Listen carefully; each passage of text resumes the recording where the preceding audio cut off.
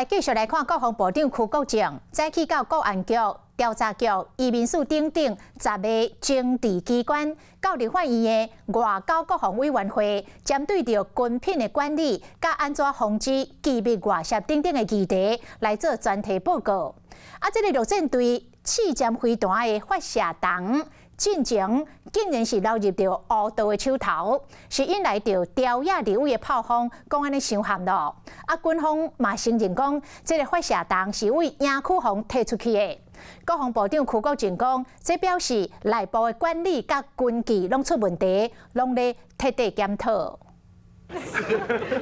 来到立法院外交和国防委员会，笑甲真欢喜。国防部长邱国正针对国军军纪、军品管理和防止泄露秘密进行专题报告。今年中共对我攻坚渗透目标朝基层全面化。 手法呢，亦着重迂回隐蔽，对于出现违常侦后人员加强关注。同齐来有10位政治单位，包括国安局副局长徐世祥、调查局副局长文翰、移民署副署长林鸿芬、海巡署副署长柯正之，各军方的政战局长陈玉林、军情局长杨正锡、电电小主任桂立国、宪兵指挥官周光基、驻通电军指挥官简华庆、内政部警政署冇代表来，不过朝野立委共款关心的是，陆战队的废弃火药筒是安怎进行会为营区投去乌队遐去检调掠掉？内部它本身没有定期检查去看。 就是个问题，不是是从哪里带出去的？从营区里面嘛。有规定，并没有按照规定做，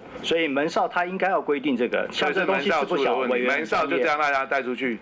但是应该是门哨有疏漏。不过国军3月就小连续逼出庆记大桥碰击的案件，邱国正下令清点，算嘛是历史重演。当初我们给他界定就是械弹，是真飞弹的发射弹管不算吗？把它界定在这个废品当中，就人谋不臧啊，我们疏忽掉。但我们上级在干什么？ 所以我依次就追到旅级，追到他指挥部嘞。那有人说要惩处？有，而且惩处很重。国防部新建军纪开始出问题，目前可比方卖武器给台湾会受到影响，因卖赶紧检讨相关管理流程。